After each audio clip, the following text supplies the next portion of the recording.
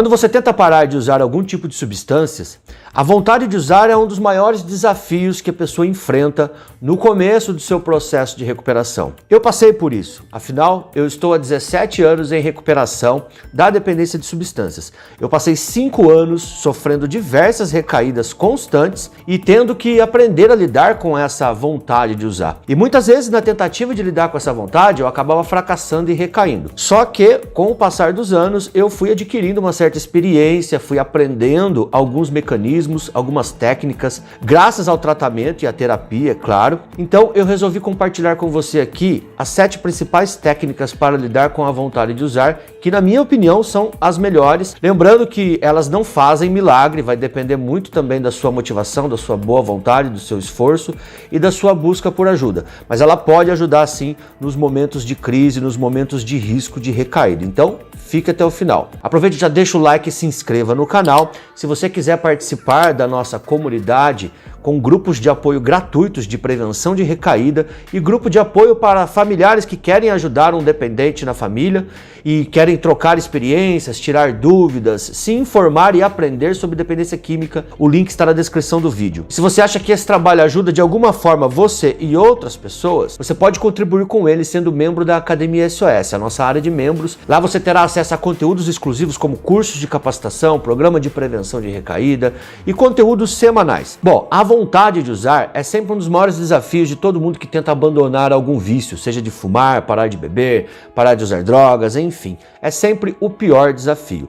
E muitas vezes, numa situação de desespero, a pessoa não sabe o que fazer e acaba retrocedendo e cedendo à vontade, ao desejo forte de usar e acaba usando. Aí no outro dia ela acorda arrependida, se sente mal, se sente envergonhada, culpada, sente que fracassou e tem que recomeçar tudo de novo. Então aqui eu separei 7 dicas que são muito importantes para que você aplique essas técnicas, né, no seu dia a dia e assim você tenha mais sucesso e resista mais a essa vontade de usar. A primeira dica é: faça terapia. A terapia é fundamental, pelo menos para mim, foi essencial no meu processo de recuperação. Isso porque a terapia vai ajudar você no autoconhecimento, a conhecer os pensamentos, as crenças, os sentimentos e emoções que são produzidos por esses pensamentos e crenças. Tudo isso está relacionado à sua dependência psicológica pela substância. A dependência psicológica pela substância, ao longo dos anos, você foi construindo uma série de crenças e pensamentos a respeito do benefício da droga na sua vida. Então a droga me acalma, a droga me faz bem, a vida tem graça, é divertida quando eu uso droga, eu me socializo melhor.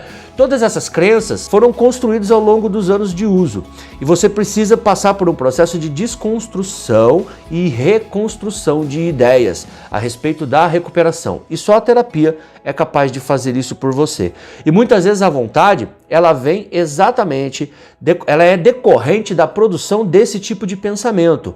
Então eu fico 1 semana, 2 semanas sem usar, eu já começo a ficar estressado, ansioso, incomodado, desconfortável. Aí vem o pensamento: pô, se eu usar tudo isso vai passar. Tá vendo a dependência psicológica acontecendo? Aí eu vou e uso, até que passa num momento inicial. Mas depois no outro dia vem a depressão, o arrependimento, a vergonha e a culpa. Então faça a terapia. A segunda é a atividade física. A atividade física, além de você despender tempo numa outra ocupação, investimento pessoal, numa atividade relacionada à promoção da saúde, ou seja, antigamente você usava droga e gastava muito do seu tempo em atividades relacionadas ao uso de substâncias.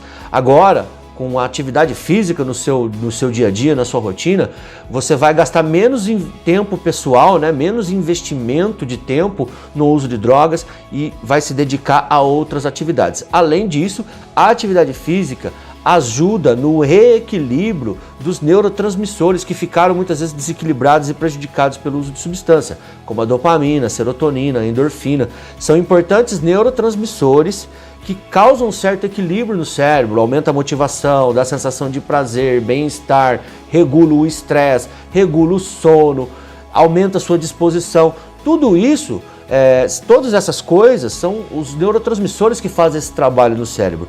Quando você usa droga, tudo isso fica prejudicado e a atividade física vai ajudar você a reequilibrar a produção, liberação, distribuição desses neurotransmissores e você vai ter melhores condições para enfrentar a vontade de usar. Terceiro, procure construir um ciclo social mais saudável. Evite amigos que façam consumo. Não que eles sejam pessoas ruins, mas eles no momento são pessoas incompatíveis com o seu objetivo de parar de usar. Amigos que usam vão ficar ligando para você, mandando mensagem do WhatsApp para você, convidando você para barzinho, para churrasquinho, para baladinha. E daí, essa pressão social para o consumo vai também desencadear uma série de fissuras, de desejos, de vontade de usar, e você pode não ter força suficiente para dizer não para essas pessoas. Então comece a evitar esse tipo de amigo e fazer amizades com pessoas que também estão em recuperação. É por isso que a frequência nos grupos de apoio como Narcóticos Anônimos e Alcoólicos Anônimos é um bom começo, porque lá você vai criar um ciclo de amizades de pessoas que estão com o mesmo objetivo de tentar parar. E essas pessoas, uma ajuda a outra, uma dá força para a outra. Em vez da pessoa te chamar para ir para um churrasco beber, esses amigos vão chamar você para fazer outra coisa. Você vai num grupo, vai participar de uma reunião, vai estar focado em outra coisa. Então, a mudança de amizades, a mudança de ciclo social também ajuda. Quarto, mantenha-se ocupado. Crie um cronograma que force você a dedicar mais tempo e investimento pessoal em outras atividades. Resgate um hobby lá do passado que muitas vezes você deixou de praticar por causa até do uso de substâncias, porque você estava aí no sedentarismo, usando droga, nessa rotina de trabalhar e usar, trabalhar e usar, trabalhar e usar, e você perdeu o interesse por muitas atividades. A droga faz isso, faz a gente perder o interesse por diversas atividades, né? A gente vai abandonando uma série de áreas da nossa vida para ficar mais em função do uso de substâncias. A gente chama isso de estreitamento de repertório. A pessoa vai abandonando uma série de coisas para ficar só usando, porque o uso é prioridade, é a única coisa que interessa. Então resgate isso, crie um cronograma, né, com atividade física, passatempo, outras formas de diversão, ficar com a família, estudar, fazer um curso, vai ampliando o seu repertório de vida de novo através de um cronograma variado. Isso vai fazer você se manter ocupado e não vai ter muito tempo para pensar em usar substância. Quinto, pratique técnicas e atividades de alívio da ansiedade e até da vontade. A vontade de usar também é chamada de fissura, e essa fissura ela pode ser fisiológica, afetiva e cognitiva. Tá? Fisiológica, ela causa desconfortos físicos no corpo, angústia, taquicardia, aperto no peito, dor de barriga. A fissura afetiva ela é emocional, ela causa emoções desagradáveis. E a fissura cognitiva ela é do pensamento, ela produz pensamentos obsessivos, desconfortáveis. Você fica pensando o tempo todo na droga, né? Por mais que você não queira pensar, o pensamento vem. Você pode lidar melhor com esses três tipos de fissura através de práticas como meditação e o mindfulness. O mindfulness é uma técnica que em português significa atenção plena. É uma técnica para fazer você a focar no momento presente, a aceitar a sua condição presente e lidar com essas reações cognitivas, fisiológicas, no momento presente, sem fazer julgamento, sem tentar se desviar a atenção ou usar droga para aliviar os desconfortos. A meditação ajuda a relaxar e a diminuir os níveis de ansiedade. E também você pode praticar algumas técnicas de respiração controlada. As técnicas de respiração controlada, você pode encontrar várias na internet, é só pesquisar aí, dá um Google, técnicas de respiração controlada. Existem várias delas que vai ajudar você a oxigenar o seu corpo, oxigenar o seu cérebro, e isso vai diminuir os níveis de ansiedade, vai desacelerar. Essas técnicas são fundamentais para que aquela euforia causada pela vontade de usar droga diminua. Então, no momento de crise, você faz meditação, você faz o mindfulness e você faz a técnica de respiração controlada. 6. Utilize práticas de distração. Normalmente, quando você sente vontade de usar droga, você fica pensando muito na droga, né? Como você vai comprar, onde você vai. É isso que acontece quando a gente está com vontade de usar, né? A gente fica maquinando, bolando um plano mirabolante para poder ter acesso à droga. Uma maneira de você forçar o seu pensamento para sair da obsessão e distrair a sua mente com outras coisas é contar coisas aleatórias. Por exemplo, você abre um livro e conta todas as letras As de todas as palavras.